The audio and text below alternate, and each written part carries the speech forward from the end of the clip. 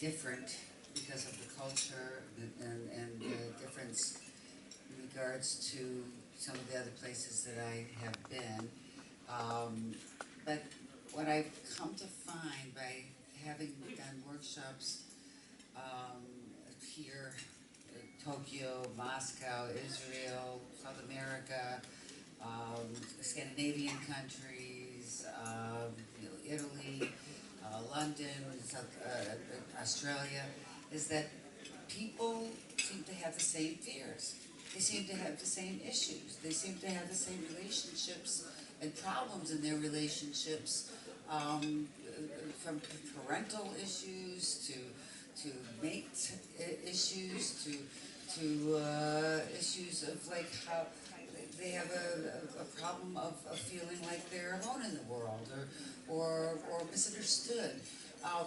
And it's the same human bottom line of what everybody experiences. So we are one big family. Instead of saying this is the Philippines, it's like we are all human beings.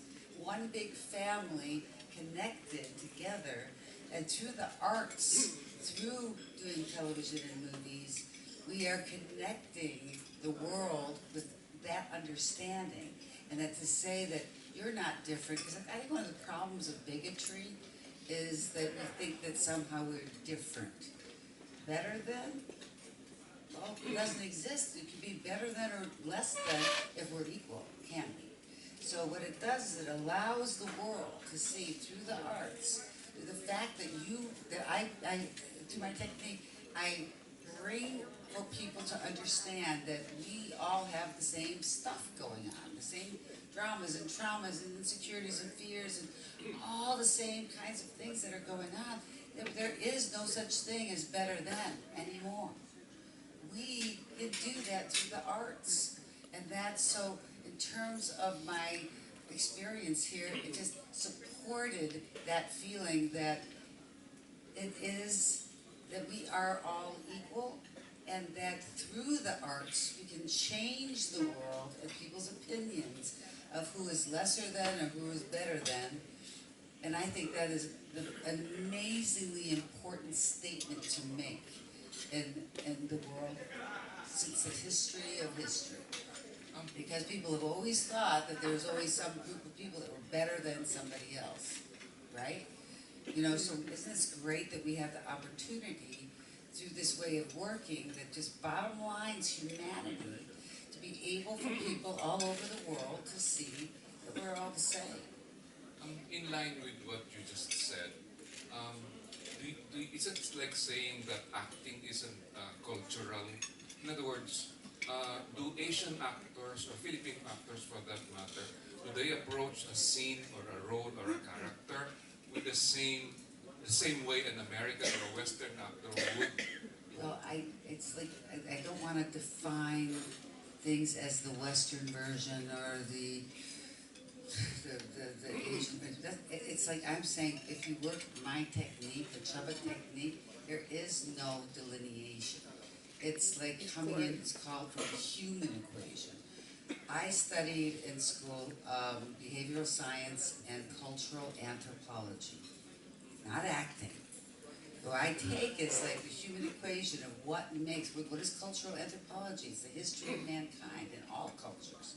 What created religion, through geography? What created points of view or morality or sensibilities? What was created via all kinds of scientific thought process?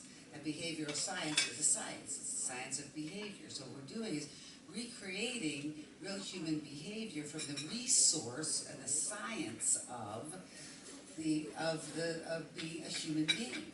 So there can't be a difference of like there's the Eastern way of working, the Western way of working. In my training, there is none. There is none.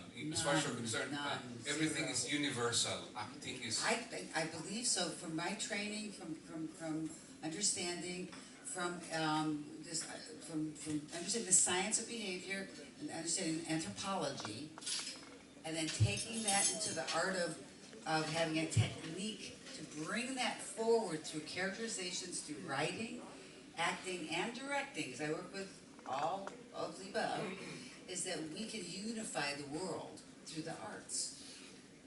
So how do other people, before they got my technique, yeah, there's gonna be differences, but my task, my legacy that I'd like to leave the world is to have people be able to get that this world is not a faraway world, that we're all one and the same, we all are dealing with the same stuff, and I can relate to what you're going through, and you can relate to what I'm going through, and you can go like, I get it, maybe there's hope for me because you seem to be able to get through the same thing.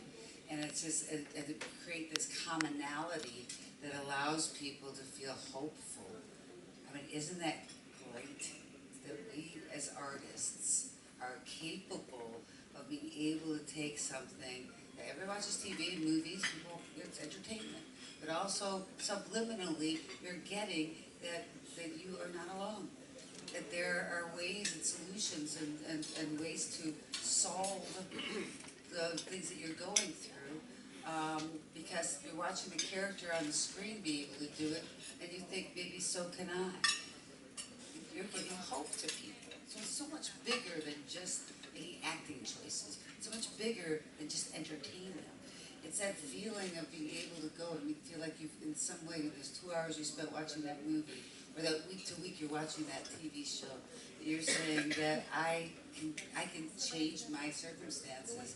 I don't have to sit in it. I don't have to be defeated by it, because that's the basis of my technique. Take the pain and insecurities and issues that you have and use it to fuel your ability to overcome and win. And you can do that in life too, because it's a choice. People have a choice to make. I can take the stuff that's happened to me and I can say, I'm going to self-destruct with that, and that's what most of humanity does. But you have a choice. You don't have to. But it's the path of most resistance. It's harder to fight it, but it's so satisfying when you win. And that's the whole process. We use it within the acting, directing, writing. And not only are you affecting your audience, but you're also affecting your own self, because it bleeds into your own life, because it feels that good. It's very cathartic. It feels that good when you're performing. Then it's going to feel good to do it in your life. So I find it has helped change many people's circumstances that before they just accept it as just the way it is. All right. Let me just ask this simple question. I don't. A simple question doesn't ever get a We simple will. answer from We me. will. I am a long-winded person, my We friend. will never get a chance to attend your workshop. But anyway, can you just give us in capsule what is the technique that you're talking about? The Shabak Because the technique. Chabak What technique is that? basically is to, I was going to try to encapsulate. From the character's point of view, first you look at what circumstances need to be fixed and changed and resolved, and then what the journey would be to be able to overcome those issues. So we're watching someone try to win, and then you personalize it from your own life, so you're really living it, and you're making it authentic enough for people to relate to. That's That's capsule. the shortest sentence I've ever said. Okay, just one last question, Miss Ivana. Okay. Since you work in Hollywood and there are a lot of Asian actors trying to penetrate or crash into the Hollywood scene, what is the state of Asian actors in Hollywood today? I think that Their they're level of just looking for, acceptability. there's so many parts where they just say it doesn't matter the ethnicity, and it's like often will say that in that description of what they're looking for. They want the best actor. So it's important that whatever country you come from, whatever part, neck of the woods you come from, you gotta study.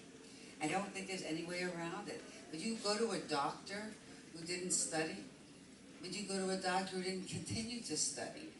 You know, just like if I went to a doctor, I want to know that he's up to date of all the new medical updates of things that are going on. So we always want the best.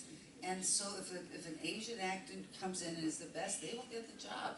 So it's a little colorblind that way. So it means it requires a different point of view, because so often people around the world don't think study is important after they've gotten out of school, at regular school, you know, like someone went to drama school or whatever. They think it's done. It's not done. The great actors, they continue their studies. You'll do the Javier Bardem, what he does in between movies. Javier Bardem, he's amazing. He goes back to his acting class in Spain and does scene study until his next movie. But that's what, you know, that's what great actors do. They never stop studying. There's a lot of people that that I work with. I mean, it's like look at Sylvester Stallone, 69 years old, decided. He said, you know what? I suck at what I do. I'm become hacky at this stuff because I'm repeating the things I used to do a long time ago. I need to be better, and I don't think I should ever stop learning. So at 69, because it's never too late, he said, let me learn again about how to do this. And by virtue of the hard work we did, I mean, literally, he would call me. I was on vacation at one point. He was on set, and they threw a new scene at him, and he said, I'm so sorry to bother you during your vacation time, but let's play objective in this scene. And he sent it to me by email, and we went through it, we broke it down, and it's just like, that's the kind of work ethic it takes to get the Academy Award nomination. You got to get the awards from the National Board of Critics. He's never even been up for anything like that, and he won it. You know, and it's like one thing after another, newfound respect that this man has had, that he hasn't had for 40 years. So it's about getting in there and studying and taking the risks that you can do it, and not go from a point of view of like, well, they're not going to want me because I'm from the Philippines, or they're not going to want me because I don't have as much of a resume as somebody else. They want the best, and you can become the best by studying.